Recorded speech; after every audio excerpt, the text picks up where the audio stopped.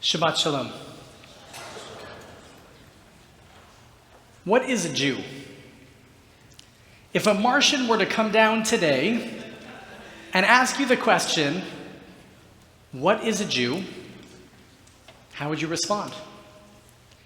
Or if you think about the fact that Jews are less than 2% of the United States of America, 0.2% of the world, the majority of the world has never met a Jew. If you were asked the question, what is a Jew? How would you respond? Now, on one hand, a Jew is a family, right? And we know you can be born into Judaism. You can be born into Judaism. We're a family.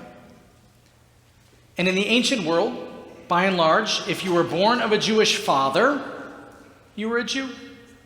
Or if you married a Jewish man, you were a Jew. But what is the halakha? What does Jewish law to say today with regard to the family? Who's a Jew? One who's born of a Jewish mother. But if we were just a family, then you would think you can't convert into Judaism. After all, it's a family. It's about genetics. But we have conversion. One can convert. One can choose to enter the Jewish people, this function of faith. You can convert into becoming a Jew.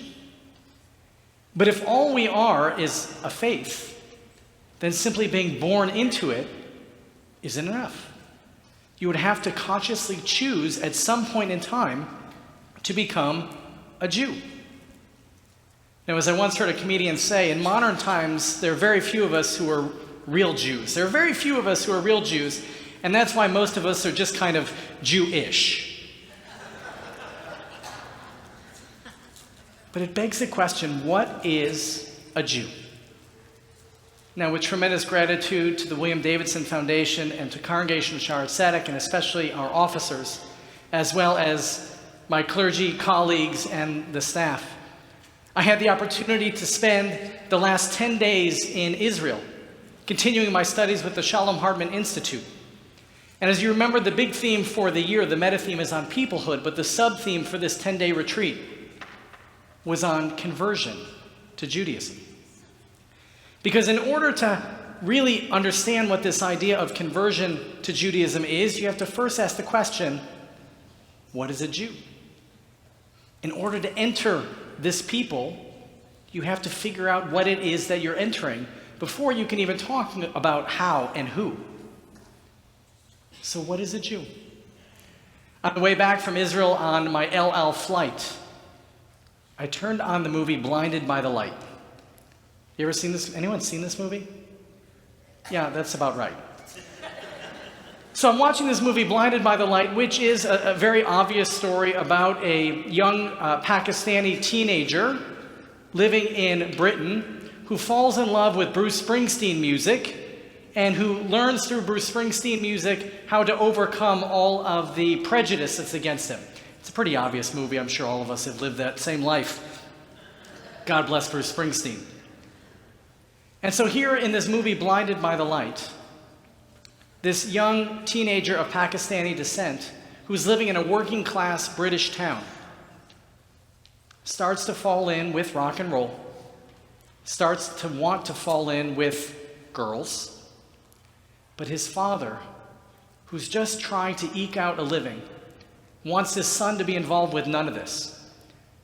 So as his son is walking into school one day, the father yells out the window with everyone listening.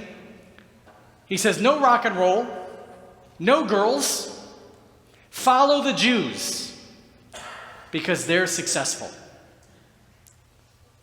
I'm watching this movie on my way back to Israel thinking, "Oy gewalt, this is what we want portrayed for everyone." But what is a Jew in this particular family? A Jew is professionally successful. So what is a Jew? Is a Jew someone who laughs at all the Mel Brooks movies? Is a Jew someone who loves Barbra Streisand or Neil Diamond? Is a Jew someone who knows to spread schmear on his bagel? Is a Jew someone who speaks Hebrew fluently? Is a Jew someone who lives in the land of Israel? Is a Jew someone who serves in the IDF and stands up with his or her own life to protect the Jewish people. What is a Jew? So as we have this conversation this morning, I want to take us back to the very first Jew, as it were, though it's an anachronistic term.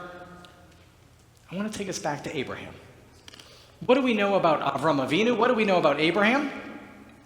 We know that Abraham was a man who left his home country, Ur of the Chaldees, came to Haran.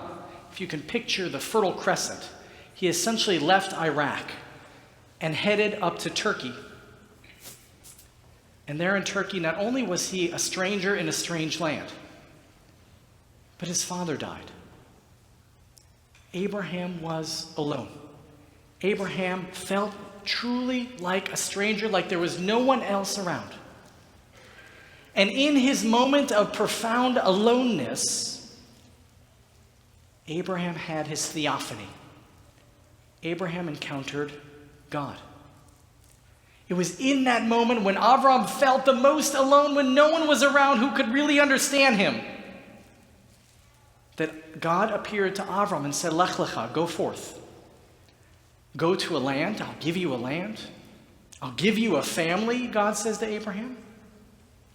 And there your name will be made great. So sure enough, that's exactly what Abraham and Sarah did. And the Torah tells us they converted 70 people along the way. And they head to the land of Israel. And what we see first upon Abraham arriving in the land of Israel is he stands up for justice. This will be the incident you'll remember about Sodom and Amorah, about Sodom and Gomorrah, where Abraham has the chutzpah to argue with God, who's going to destroy these towns, and says to God, how can you destroy the innocent along with the wicked? Avram is a man who in his profound loneliness has a God encounter. And this God encounter leads him to compassionate justice. For Abraham, being a Jew is about a relationship with God. It's about faith. And it's about compassionate justice. Now, of course, he has children, 2 boys, one of whom is Jewish, one of whom is not. Isaac also has 2 boys, one of whom is Jewish, one of whom is not. Jacob has how many children? 13. 12 boys and a daughter named Dinah.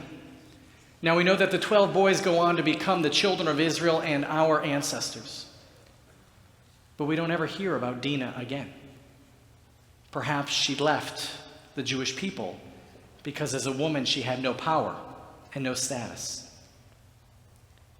So now we come into this week's Torah portion, Parashat Shemot, and we reach the next great leader of the Jewish people, Moshe Rabbeinu. Now, unlike Abraham, who we know very little about before he has this God call, Moses we know a lot about because we watched the movie. We know that Moses is born in a time where Pharaoh has identified these children of Israel not just as a family, but as an am, as a nation. And in fact, the very first person to ever call the Jews not just a family, but a people is Pharaoh. And Pharaoh, in his fear that the Israelites have become too numerous and that they're going to rise up against Pharaoh, we know that he makes a decree to kill all the Jewish men, because if you want to get rid of an army, that's what you do. You destroy all the Jewish men. And we know that a young boy was saved by the heroic act of his mother and his sister. And as a result, the rabbis come to teach us that the Jewish people were redeemed on account of righteous women. And they put this baby in a basket and send him down the Nile River. We know he's found there by Pharaoh's daughter, who in the Torah is nameless, but the Midrash comes to tell us is named Batya. And Batya raises this child as her own there in the Pharaoh's palace. We know a lot about Moses' story. We know also that he had a sense that he was different. Though he had all the trappings of living in the palace, he was still a stranger in a strange land. He was not among his own, and he knew it. He was a stranger. Now you remember Abraham in his profound sense of aloneness had that God encounter, and that God encounter led him to a land and to a profound sense of compassionate justice. Moses is a little different, and I'd like to invite you to turn with me in your Eitz Chaim Chumashim. I'm on page 323. Page 323 in our Eitz Chaim Chumash. We're in the second chapter of the book of Exodus, still Parashat Shemot. And on page 323, continuing after just a few words into 324, we read, sometime after that, Moses had grown up. When Moses had grown up, I'm on page 324 now, he went out to his kinsfolk and witnessed their labors. Moshe knew he was a stranger in a strange land, but nevertheless he was able to function and survive in this palace with all the trappings of being part of Pharaoh's family. But one day he decided to go out from the palace. And he went out to his kinsfolk and witnessed their labors. He saw an Egyptian beating a Hebrew, one of his kinsmen. He turned this way and that, and seeing no one about, he struck down the Egyptian.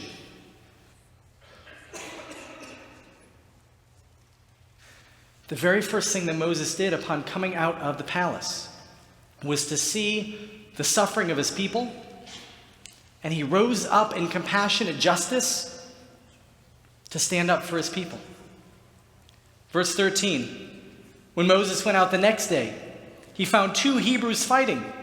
So he said to the offender, "Why do you strike your fellow?"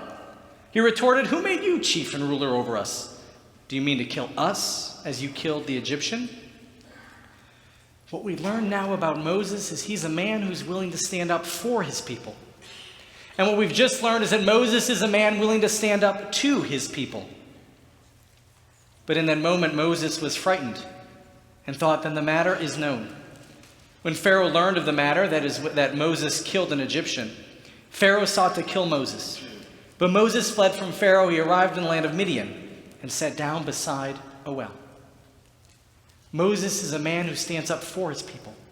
Moses is a man who stands up to his people. And now we went from being a stranger in Pharaoh's palace to really being a stranger there in the land of Midian. And now I'm on 325. Now the priest of Midian had 7 daughters. They came to draw water at the well and filled the troughs to water their father's flock. But shepherds came and drove them off. These shepherds came and harassed the women and wouldn't let them get the water they needed. So what happens? Moses, this man of intense, compassionate justice, what did he do? Moses rose to their defense and he watered their flock. Moses is a man who, in the depths of his aloneness, when he recognized that he was truly a stranger in a strange land, he also stood up for compassionate justice. And the moment he did that, what happens next? God appears to Moses at the burning bush and said, "You, Moses, are the one I'm going to send to free the Israelites from slavery." And it was at that burning bush that Moses had his God encounter. And it's symbolized there in the Ner Tamid, just behind me, where the red light is. That's the burning bush where Moses had his encounter with God, one-on-one. Abraham started from a point of faith, and it brought him to compassionate justice. Moses started from a point of compassionate justice, and it brought him to faith. We are the inheritors of this legacy, this idea of what is a Jew. We are those who, in our profound sense of loneliness, come to faith, and through our faith become people of compassionate justice. And we are people who, when we recognize that we are strangers in a strange land, seize our compassionate justice and go on to discover faith. There are multiple points of entry here to the Jewish people. But what's clear is that we're people of faith, and we're people of profound compassion, justice. What is a Jew? We stand here now, not just before the burning bush. We see the burning bush coming up from the Ner Tamid, and if you look at the stained glass windows, the triangle behind me, you'll see that that triangle is also representative of Mount Sinai. Because it says in our Torah, in just a couple weeks from now, we'll read that Mount Sinai, when the Torah was given, was awash in thunder and lightning. That stained glass you see, that's the mountain awash in thunder and lightning. The Jewish people are those who are called to faith. And when we're called to faith, it leads us to compassionate justice. We Jews are also people who pursue compassionate justice. And when we pursue that compassionate justice, we are called to faith. We are now beginning the journey of the Exodus. There are challenges ahead and there are blessings ahead. I ask again the question, what is a Jew? And as we ask the question, what is a Jew? Let me ask you, each individually and personally, are you Jewish? In your profound sense of loneliness, of aloneness, are you finding God and are you going out and acting with compassionate justice? Are you in the palace and realizing that your place is not in the palace, but you need to come out of the palace to pursue compassionate justice and thereby rediscover your faith? What is a Jew? And are you living Jewishly? This Shabbat of Parashat Shemot, may our journey toward compassionate justice be a blessed one. This Shabbat of Parashat Shemot, may our journey toward faith be a blessed one. This Shabbat of Parashat Shemot, may we be challenged to ask the question, what is a Jew? And in our words and in our deeds, answer it wholeheartedly. Ken Yehi Ratzon, may this be God's will. And let us say together, Amen.